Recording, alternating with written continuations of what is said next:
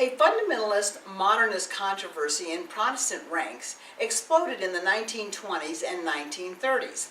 Mark Knoll pointed out that although the booklet, The Fundamentals, a testimony to the truth, had been widely circulated between 1910 and 1915, it was ignored by academia.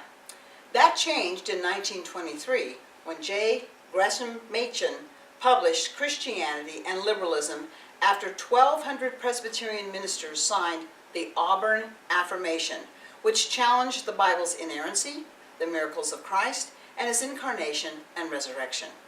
According to James Barr, his, quote, much discussed book vaulted him into the middle of this theological battle, end quote. Machen had been a professor of New Testament at Princeton Theological Seminary from 1906 to 1929. Disturbed by Princeton's move toward liberalism, he left and started his own seminary, Westminster Theological Seminary. In 1933, he founded his own board of foreign missions because the Presbyterian board began supporting missionaries like Pearl Buck. Grant Wacker stated that Machen demanded the board fire her for unorthodox, clearly unchristian beliefs. Machen was charged by his presbytery with insubordination in 1934 because he would not close his board of missions. The presbytery found him guilty in 1935 and revoked his ordination. After his appeal to the General Assembly failed, he formed his own denomination, the Orthodox Presbyterian Church. According to James Barr, Machen's trial was covered by the newspapers, particularly the New York Times, the Baltimore Sun, and the Philadelphia Inquirer.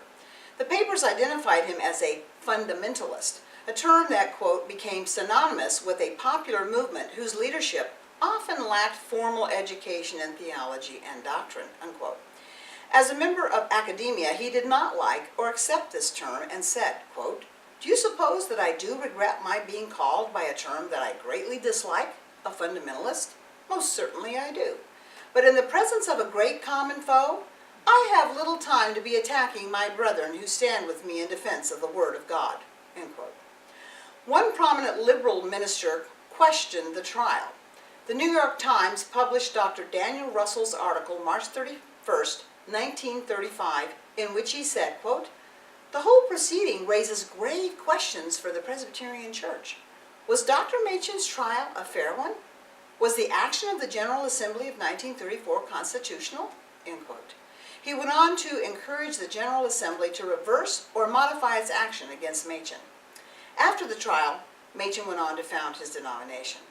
When he died from pneumonia unexpectedly in January 1937, atheist H.L. Mencken wrote in his January 18, 1937 obituary in the Evening Sun, quote, what caused him to quit the Princeton Theological Seminary and found a seminary of his own was his complete inability as a theologian to square the disingenuous evasions of modernism with the fundamentals of Christian doctrine.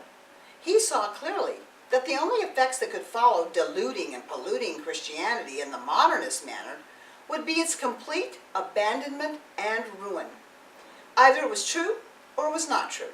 If, as he believed it was true, then there could be no compromise with persons who sought to whittle away its essential postulates, however respectable their motives.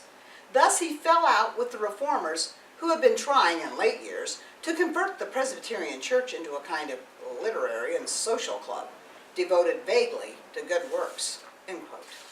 Machen, in his book Christianity and Liberalism, declared, quote, in the sphere of religion, the present time is a time of conflict. The great redemptive religion, which has always been known as Christianity, is battling against a totally diverse type of religious belief, which is only more destructive of the Christian faith because it makes use of traditional Christian terminology.